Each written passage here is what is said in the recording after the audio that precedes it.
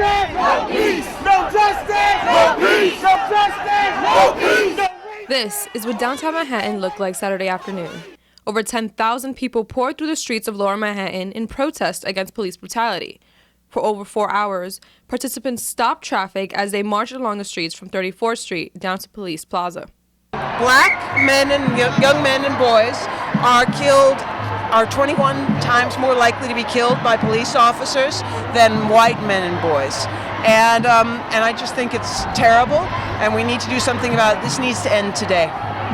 This National Day of Resistance comes in the wake of cases involving Michael Brown's death in Ferguson and Eric Garner's death in New York City. Different organizations have joined together in this massive protest. It's not just about names, it's about systems. And we're tired of the over-policing that's killing black and brown communities, and that's why we're here today. Our mission is to protect and empower young people of color from racial profiling and senseless gun violence.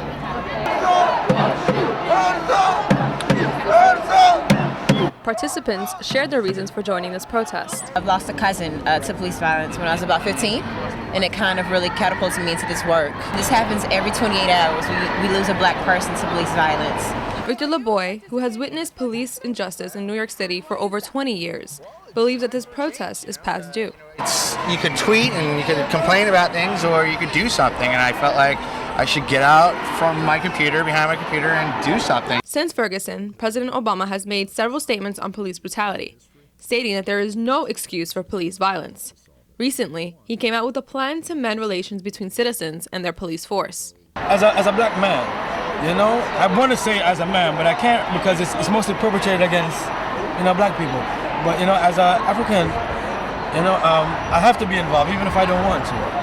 I have sons, I have children, and, if I could put my 2 cents into it to change something by the time they're a certain age and stuff, well, that would be a plus. The NYPD walked in formation around the march, ensuring that it remained peaceful. There were no reports of violence between officers and protesters during the march. Black lives matter! What? Black lives matter! What? Black lives matter! Black lives matter! Black lives matter! Participants honored victims of police altercations with their chants, clothing, and expressive posters. He was thrown through a window in Queens and almost died. The immense turnout for this march was not overlooked by the participants. Over 10,000 New Yorkers came together on this Saturday to move forward and put a stop to future injustice. I'm really happy that it's getting the attention this deserves finally, because this has been going on for so very, very long, and it's something that we need to address. I'm happy to stand with all the rainbow of people, white, black, Spanish, everyone. It shows that as a collective body of society that we all are seeing things the same way.